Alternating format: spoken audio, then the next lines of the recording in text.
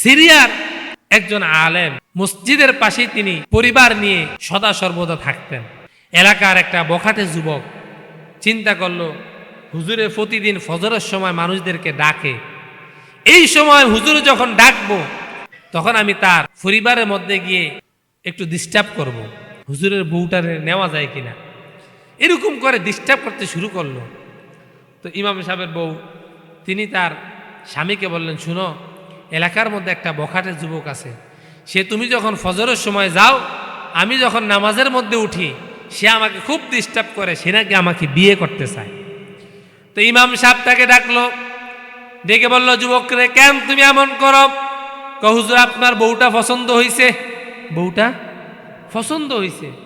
আচ্ছা ঠিক আছে, তুমি যদি একটা কাজ করতে পারো তাহলে আমার বউটাকে তোমার সাথে বিয়ে দিয়ে দেব। কি কাজ? তুমি 40 দিন তাকবীরে উলার সাথে নামাজ পড়বা, তাহলে তুমি আমার বউটা পাইবা। আচ্ছা হুজুর ঠিক আছে, এটা কোনো কাজ হইল? সারাদিন ঘুরি গাড়ি 40 দিন নামাজ পড়তে পারতাম না, কোনো কাজ হইল? ঠিকই, এই 40 দিন পর্যন্ত তাকবীরে উলার সাথে তিনি নামাজ আদায় করতেছেন। নামাজ 40 দিন যেদিন পুরে গেছে, হুজুর আপনার বউটা আমার সাথে কি বিয়ে দিবেন না?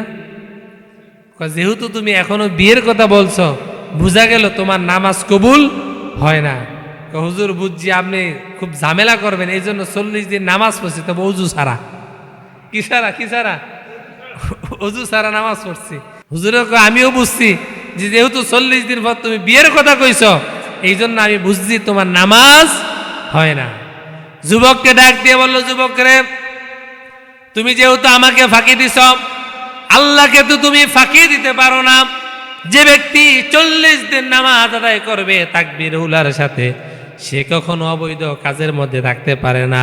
যুবক রে, তুমি 40 দিন নামাজ পড়ো, আল্লাহকে রাজি খুশি করো, তারপরে দেখবা তোমার অন্তর থেকে যিনি নেফাকি দূর করে দিবে তিনি কে। কারণ নামাজ মানুষদেরকে সমস্ত খারাপ কাজ থেকে বিরত রাখে। 40 দিন তাকবীরের উলার সাথে যে ব্যক্তি নামাজ পড়বে, সে কখনো অপরাধ করতে পারে না।